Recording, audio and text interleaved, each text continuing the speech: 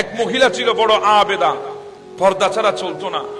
ওই মহিলা পণ করেছে, শপথ করেছে, আল্লাহ আমার পর্দা যে পুরুষ রক্ষা করতে পারবে আমি তাকে বিয়ে করব।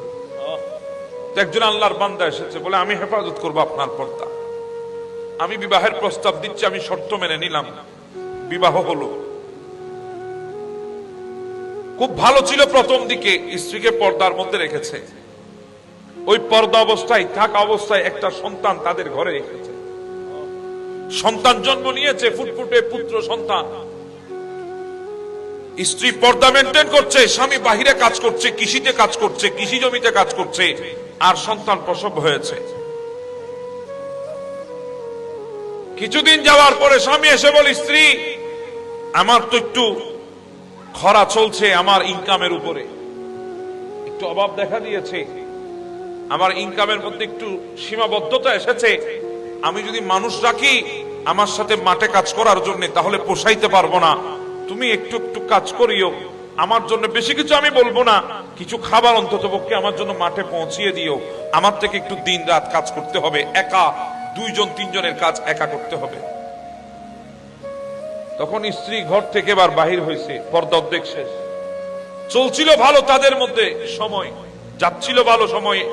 এভাবে সেই মুহূর্তে আরেকজন পুত্র সন্তান তাদের নসল দিয়ে দুনিয়ায় এসেছে। কয়জন হলো? দুইজন। দ্বিতীয় সন্তান জন্ম নেওয়ার পরে স্বামী বলে, স্ত্রী আমি আর একা পারছি না এত পরিশ্রম করতে, এখন থেকে তুমি আমার সাথে মাঠে যাবে, তুমি আমার সাথে কাজ করবে একসাথে। এখন ঘরের বউ যখন মাঠে চলে গেছে, পর্দা কি আর আছে? জি বলেন আছে? খাবার আনা নেওয়া করতো, তখন অর্ধেক থাকলে এখন তো ফুল শেষ। কথা বলেন ঠিক না? এখন তো সম্পূর্ণ পর্দা উঠে গেছে, পর্দা বলতে আর কিছুই নাই। এই অবস্থায় আরেকটা সন্তান তাদের নসল দিয়ে দুনিয়ায় এসেছে। কয়টা হলো? তিনটা। সন্তানগুলো বড় হয়ে গেছে, তারা অনেকটা বৃদ্ধ হয়ে গেছে। তো স্বামী স্ত্রী বারান্দায় বসে বসে গল্প গুজব করছে, একজন আরেকজনের সাথে বয়স হয়েছে, আর কি করবে।